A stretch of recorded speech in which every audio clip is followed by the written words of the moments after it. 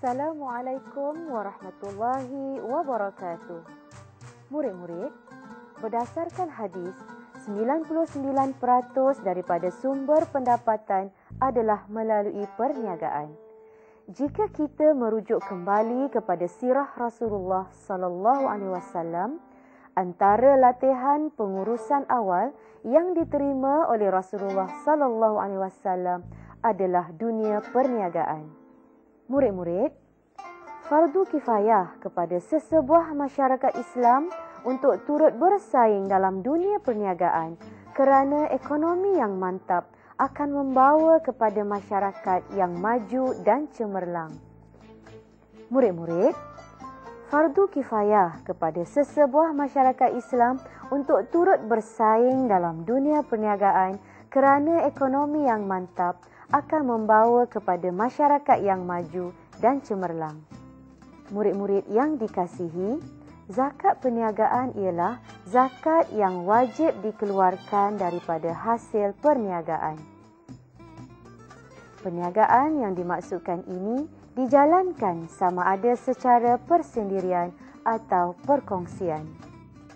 Antara contoh bidang-bidang perniagaan adalah bidang pembuatan, perlombongan, perikanan, perkapalan, pertanian, perkhidmatan, penternakan, hartanah dan berbagai jenis perniagaan lain lagi. Murid-murid yang dirahmati Allah, dalil wajib zakat perniagaan adalah seperti berikut.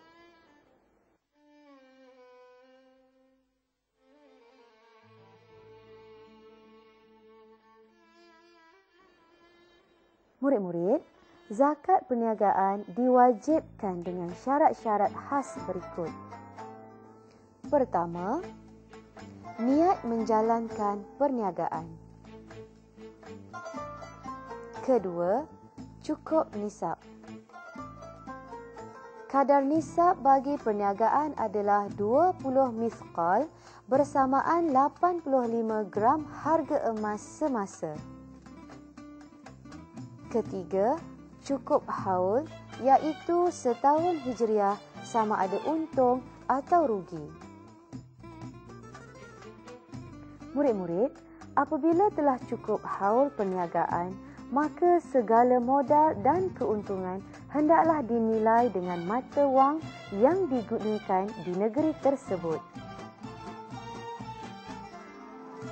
Jika jumlah harta perniagaan mencapai nisab emas dan atau perak, maka wajib dikenakan zakat dengan kadar 2.5%.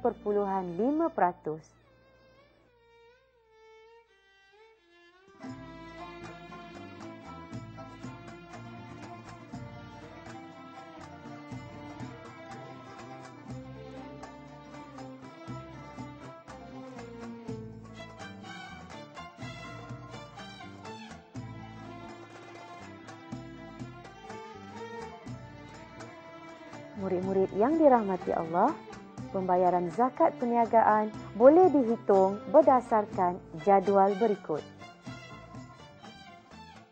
Harta yang dikenakan zakat terdiri daripada modal perniagaan dicampur dengan untung setelah diperniagakan. Jumlah modal dan untung yang mencapai kadar nisab 85 gram nilai emas semasa akan dikenakan zakat sebanyak 2.5%.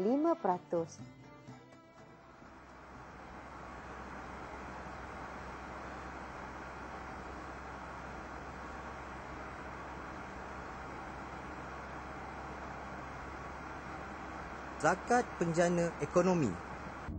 Apa maksudnya tu, Kak Amani?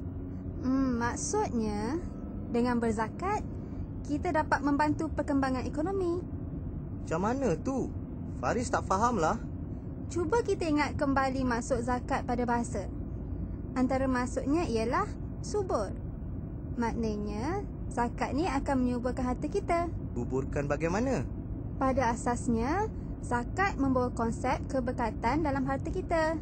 Dalam dunia sekarang ni misalnya, kadang-kadang kita tidak pasti dengan sebenar-benarnya kesucian harta yang kita perolehi, sama ada melalui kerja atau melalui perniagaan. Dengan berzakat, seolah-olah kita membersihkan harta kita dari unsur-unsur yang tidak baik. Dengan itu, rezeki yang kita perolehi akan mendapat keberkatan dari Allah Subhanahu Wa Taala. Mudah-mudahan Allah menambah lagi rezeki kita. Tapi, bagaimana dikatakan zakat dapat menjana ekonomi masyarakat secara keseluruhannya? Okey, cuba kita fikir, ke mana harta zakat itu disalurkan? Harta zakat akan diberikan kepada fakir miskin.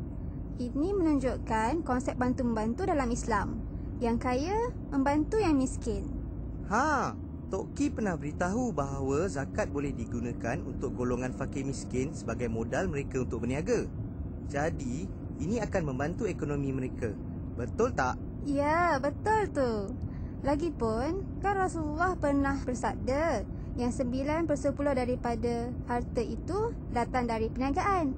Apabila ekonomi setiap individu dalam masyarakat meningkat, maka ekonomi masyarakat akan meningkat secara keseluruhannya. Contohnya? Apabila golongan bawahan mempunyai duit, mereka ada kuasa membeli. Oleh yang demikian, perniagaan akan menjadi rancak kerana pelanggan bertambah. Lagi? Kita tengok pula golongan-golongan lain yang layak menerima bantuan zakat. Antaranya ialah golongan mu'alaf. Mereka ni mungkin mahu memulakan hidup baru. Sebagai seorang Islam, mereka perlu meninggalkan urusan-urusan ekonomi yang tidak halal di sisi Islam, yang mungkin telah biasa mereka lakukan. Dengan bantuan zakat lah, mereka dapat menjana ekonomi yang baru dan lebih sah di sisi Islam. Maka berkembanglah ekonomi yang lebih halal, kan Kak Amani? Betul. Satu lagi, golongan yang layak menerima zakat ialah golongan berhutang. Kita semua tahu, hutang akan membantutkan perkembangan ekonomi. Bila kita bebas hutang, lebih mudah kita membangunkan ekonomi kita. Betul tak? Lah. Malah, kes hutang dengan Alung tentu berkurangan, kan? Kan? Pandainya adik kakak.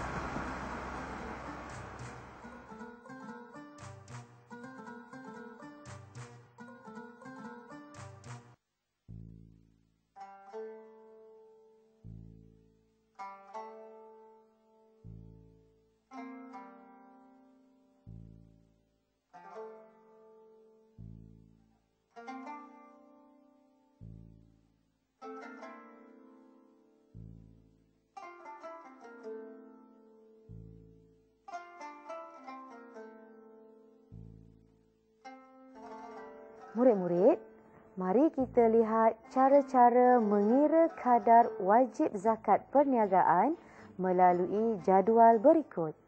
Pertama, senaraikan nilai harta perniagaan di tangan seperti stok atau barangan yang diperniagakan, hutang pelanggan, wang tunai di bank dan wang tunai di tangan, dan jumlahkan semuanya.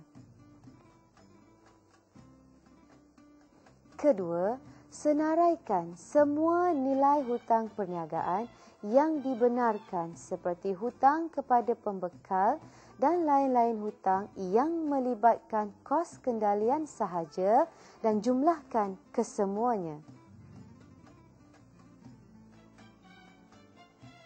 Ketiga, bagi mendapatkan jumlah harta perniagaan bersih, nilai harta perniagaan ditolak dengan nilai hutang perniagaan, kemudian dicampur pula dengan segala ambilan tunai untuk kegunaan sendiri.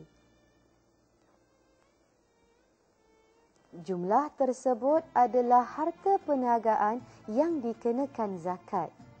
Jika nilai tersebut bersamaan atau melebihi nisab, iaitu 85 gram, iaitu RM6,200 mengikut harga emas semasa, maka nilai tersebut dikenakan zakat sebanyak 2.5%.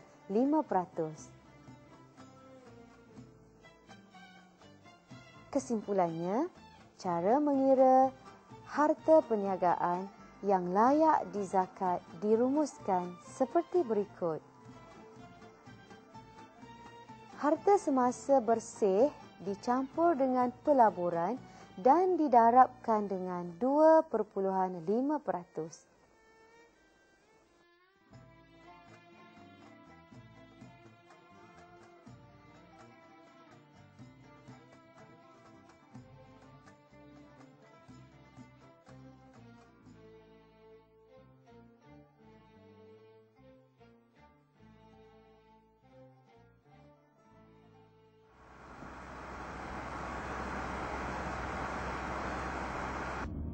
Faris, Amani, Tok Ki ada kisah tentang kaitan antara zakat dan kemajuan ekonomi.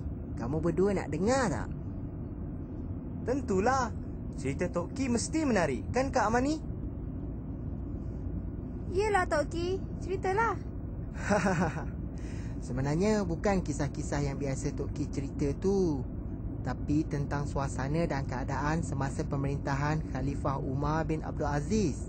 Saidina Umar Al-Khattab ya Tok Ki? Bukan. Khalifah Umar bin Abdul Aziz ni adalah cucu kepada Saidina Umar Al-Khattab. Malah ramai yang mengatakan bahawa kepribadian beliau diwarisi daripada datuknya itu. Oh. Tadi Amani ada beritahu bahawa harta zakat boleh dijadikan modal kepada fakir dan miskin untuk berniaga, bukan? Langkah ini sebenarnya menggalakkan rakyat berdikari dan tidak sahaja berterus-terusan mengharap bantuan. Sistem pengurusan zakat ini telah dipraktikkan dengan berkesan di zaman Khalifah Umar bin Abdul Aziz sehingga mencapai kejayaan yang gemilang.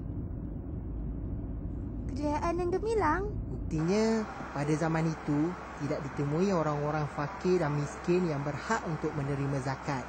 Malah menurut Yahya Ibn Sa'id yang merupakan seorang amil pada zaman itu, apabila dia mahu mengagih-agihkan wang zakat, tiada siapa yang mahu mengambilnya kerana walaupun ada fakir dan miskin pada zaman itu, mereka lebih suka berdikari. Oleh kerana itulah pada zaman tersebut, Baitul Mal penuh dengan harta zakat. Wah, hebatnya. Lah Tok Ki, hebatnya pemerintahan Khalifah Umar. Ini menunjukkan dengan berpegang kepada ajaran Islam yang sebenar, kita bukan sahaja akan berjaya di akhirat, malah juga di dunia. Di zaman itu juga, kalau kita tertinggal beg duit di tengah jalan sekalipun, tiada sesiapa yang akan mengambilnya. Dan bila kita pergi mencari beg duit kita yang tertinggal tu, ia pasti akan ada di tempatnya tanpa terusik sedikit pun. Betul lah Tok Ki. Bukan macam zaman sekarang ni. Dia tinggal duit 50 sen atas meja, sekejap je dah hilang. Hey, jangan nak tuduh Faris lah. Faris jujur tau. Macam Khalifah Umar juga. Alah adik ni, akak gurau sajalah.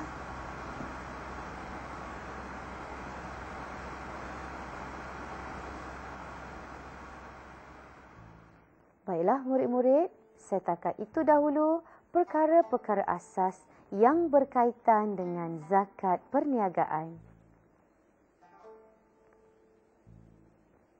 Jika murid-murid berhajat untuk mendapatkan maklumat yang lebih, bolehlah merujuk kepada kitab-kitab muktabar, buku-buku fiqh yang sesuai, melayari laman web berkaitan atau bersoal jawab dengan guru-guru agama di sekolah. Ustazah juga berdoa agar murid-murid yang berminat dengan dunia perniagaan akan berjaya menjadi usahawan yang beriman dan beramal soleh, insya-Allah. Sekian dahulu buat ketika ini. Wabillahi taufik wal hidayah.